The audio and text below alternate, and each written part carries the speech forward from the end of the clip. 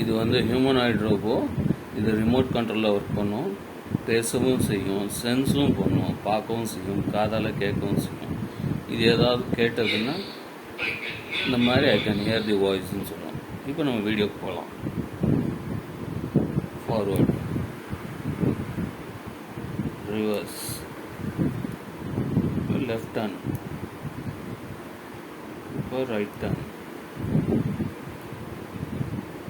இப்போ வந்து forward, again reverse. இப்போ நான் கையை தட்டினேன்னா என்னால் கேட்குதுன்னு சொல்லுவோம். இப்போ கண்ணுக்கு நேரம் நான் கையை எடுத்துகிட்டு போனால் என்ன சொல்லுதுன்னு பார்க்கலாம்.